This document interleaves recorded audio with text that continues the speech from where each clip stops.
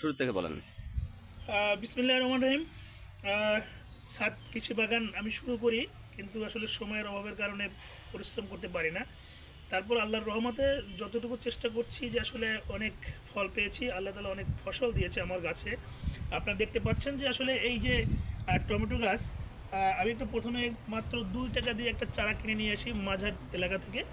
সেই গাছটা আজকে আমার প্রায় 1 মাস হতে চললো যে পরিপূর্ণ হয়েছে, এবং দেখা যাচ্ছে যে অনেক টমেটো ধরেছে। আমি এত আশা করি নাই যে এরকম টমেটো ধরবে ছাদে, কিন্তু আজ আমি সফলতা পেয়েছি কৃষি চাষে এবং ছাদে।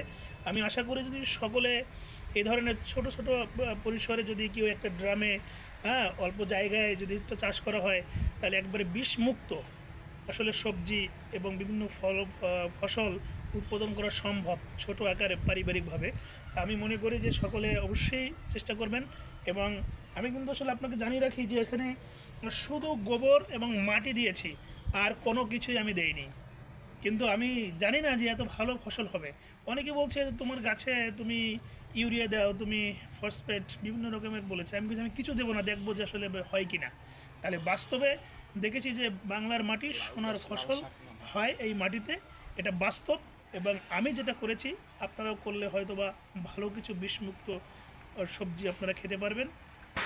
আমি আশা করি সকলে অন্তত ছোট পরিসরে চাষ করবেন। ধন্যবাদ। জিয়াদ ভাই আজকে আমাদের মাঝে মাঝে এসেছেন। যে জিয়াদ ভাই, আপনি একজন কৃষক, একজন পুরস্কারপ্রাপ্ত কৃষক। আপনি আপনি দেখেছেন যে আমার এখানে যে গাছগুলো রয়েছে, যেরকম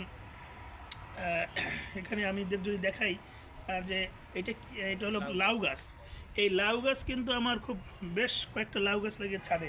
গত বছরও কিছু ছাদে লাউ গাছ হয়েছিল। এবারও আশা করছি হয়তো লাউ আমি খেতে পারবো, এবং লাউর খুব ছোট ছোট পরিসরে কিছু লাউ এখানে কিন্তু ধরেছে। যদি আমি দেখাই যে আসলে এই যে লাউ গাছ, এই যে লাউ, এই যে ফলন ধরেছে এই লাউ গাছে, আসলে এই লাউ যদি আমার মনে হয় এখনও পর্যন্ত আমি আশাবাদী যে ভালো, এবং এখানে বেশ কিছু লাউ উৎপাদন হবে।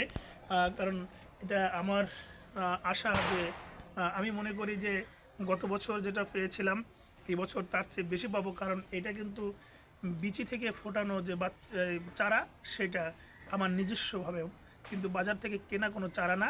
কারণ অনেক চারা আমরা নিচ্ছি, দেখেছি অনেকে আমার প্রতিবেশীরা লাগিয়েছে, কিন্তু গাছ কিছুদিন পরে মারা গেছে। কোনো ফলন বা ফুলও আসেনি, এর আগেই মারা গেছে গাছ, কিন্তু জানি না কেন গিয়েছে। তবে আশা করছি যে আমার এই গাছে হয়তো বা ফলন হবে। তবে আমি জিয়াদ ভাই আপনার কাছ থেকে পরামর্শ নিতে চাই যে আসলে পরিচর্যা করার ক্ষেত্রে যদি বিষ মুক্ত করা যায় বা কোনো প্রকার রাসায়নিক দ্রব্য ব্যবহার না করে যদি আমি ফলন উৎপাদন করতে পারি, ফসল উৎপাদন করতে পারি, তাহলে সেই পরামর্শ আপনাকে চাচ্ছি। আর জিয়াদ ভাই আজকে দেখে আসলে আপনিও মনে করছেন যে আসলে খুব ভালো লেগেছে। তবে আপনার কাছ থেকে আরও কিছু পরামর্শ আছে, কিন্তু আপনি প্রকৃত একজন কৃষক, এবং আপনি মাঠে ঘাটে বিভিন্ন জায়গায় কাজ করেন, এরপরে নির্ভরশীল হয়ে থাকেন। কিন্তু আসলে আমার তো সময় পাই না। তা আপনি আসাতে আপনাকে ধন্যবাদ জানাচ্ছি। পাশাপাশি জিয়াদ ভাইয়ের কাছ থেকে আলহামদুলিল্লাহ। আমি জানবো যে জিয়াদ ভাই আসলে আপনি ছাদ এই যে কৃষি আলহামদুলিল্লাহ, দেখলেন। আমরা আমরা সকল প্রশংসা আল্লাহর, কারো প্রশংসাই নয়। তবে আমি দেখতে পাচ্ছি যে আমাদের বহুমুখী প্রতিভাবান এই সাংবাদিক আমাদের আলী আকবর টিটুল ভাই, ওনার কৃষি খামার আমরা কয়েকজন কৃষক এসে দেখতে পারলাম যে উনি এত সুন্দর নিরাপদ সবজি চাষ করেছেন যা আমি নিজেও পারিনি।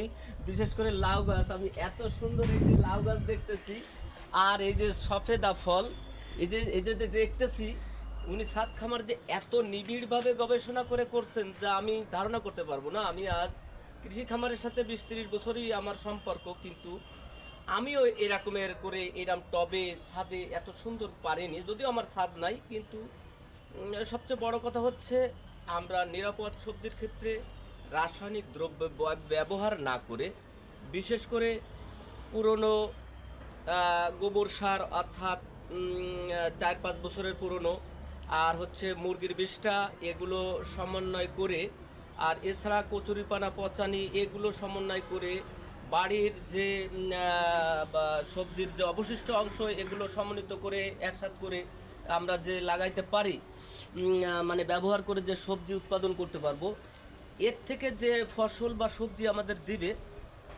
তার সুস্বাদ কোনো রাসায়নিক দ্রব্য দিতে পারবে না। তো আমি নিজেই আমি আলী আকবর টুটুল ভাইয়ের যে এই যে ছাদ খামার দেখলাম, যে এত সুন্দর টকটকে লাল শাক, এত সুন্দর যে লাউয়ের পাতার যে আপনার গ্রোথ বা কালার, যে ডিপ গ্রিন, যে গাঢ় সবুজ, এটা আমি কল্পনাও করতে পারিনি, যেটা আমি বানাইতেও পারি না সত্য কথা বলতে। তো আমার খুব ভালো লাগছে, আলহামদুলিল্লাহ।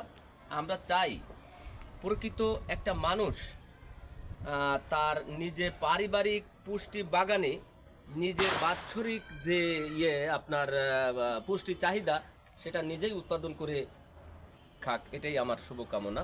আলহামদুলিল্লাহ।